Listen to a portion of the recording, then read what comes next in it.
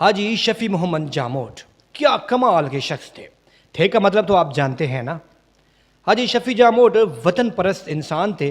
انہوں نے ساری زندگی وطن کے لیے جدوجہد کی، اپنی قوم کے لیے جدوجہد کی، اپنے لوگوں کے لیے جدوجہد کی اور اپنے علاقے کی بہتری کے لیے جدوجہد کی۔ وہ ہمیشہ سادگی پسند رہے۔ انہوں نے اپنی پوری زندگی میں عیش و آرام کی زندگی گزارنے کو ترجیح دینے کے بجائے مسکین لوگوں کے ساتھ زمین پر بیٹھنے کو ترجیح دی۔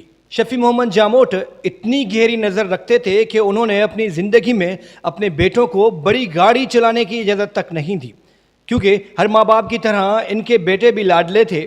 بیٹے جا کر بڑی گاڑی لے کے آتے تھے تو شفیع محمد جاموٹ جا کر وہ گاڑی بیچ کر آتے تھے۔ انہیں پتہ تھا کہ ایک بڑی گاڑی پہ بیٹھنے سے میرے بیٹوں کے ذہنوں میں غرور آ جائے گا اور یہ اپنے غریب مسکین لوگوں کی عزت کرنا چھوڑ دیں گے اور روایتی سردار بن جائیں گے جو کہ سندھ کے دیگر علاقوں میں موجود ہیں، جو کہ اپنے ہی لوگوں پر مظالم ڈھاتے ہیں۔ شفیع محمد جاموٹ جانتے تھے کہ اگر میرے بیٹوں میں غرور آ گیا تو پھر علاقہ برباد ہو جائے گا، مسکین لوگوں پر مظالم ڈھائیں گے۔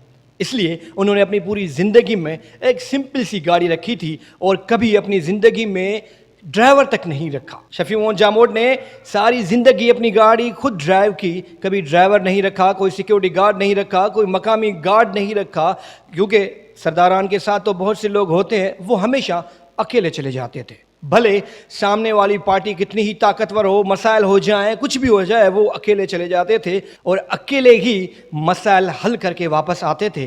شفیع محمد جاموٹ کے چہرے پر ہمیشہ مسکراہٹ رہتی تھی۔ وہ سادگی پسند انسان تھے۔ انہوں نے اپنی پوری زندگی لوگوں کے لیے سوچا۔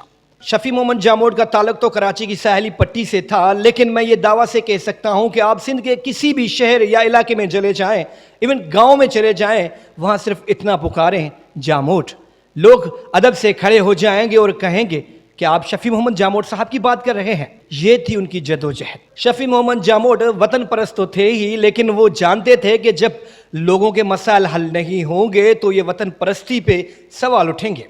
انہوں نے ہمیشہ وطن پرستی کے ساتھ ساتھ پارلیمانی سیاست بھی کی اور کئی بار نواز لیگ اور دیگر جماعتوں کے ساتھ مل کر اسمبلی میں اپنے لوگوں کا آواز بنے اور مسائل حل کرنے کے لیے ہمیشہ جدوجہد کرتے رہے۔ شفیع محمد جاموٹ ہمیشہ پاکستان پیپلز پارٹی کے مخالف رہے۔ کئی بار پاکستان پیپلز پارٹی قیادت نے وفود بھیجے کہ جائیں جاموٹ صاحب کو راضی کریں اور اپنی پارٹی میں لے آئیں، لیکن جاموٹ صاحب نے کبھی حامی نہیں بھری اور ہمیشہ پاکستان پیپلز پارٹی کے مخالف رہے۔ اس لیے پاکستان پیپلز پارٹی کے وفود نے شفیع محمد جاموٹ کے بھتیجوں محمود عالم جاموٹ اور جان عالم جاموٹ سے ملاقات کی اور انہیں پاکستان پیپلز پارٹی میں شمولیت کی دعوت دی، جو کہ انہوں نے بعد میں قبول بھی کر لی۔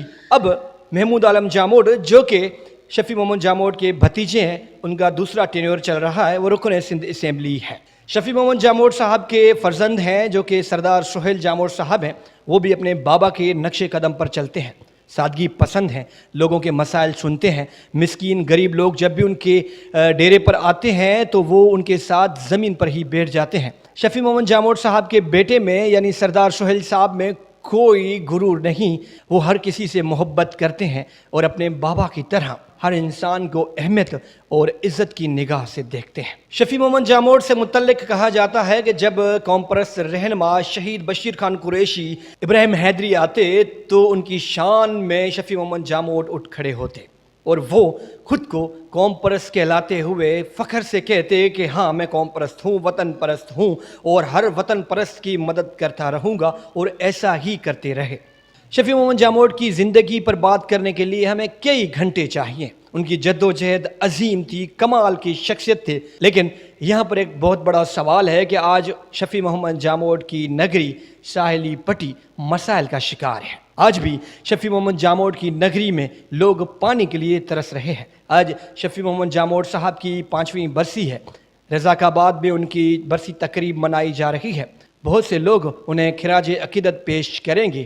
میں صرف اتنا کہوں گا کہ شفیع محمد جاموٹ جیسے بہادر اور غیرت مند بیٹے کو جنم دینے والی ماں کو بھی میرا سلام۔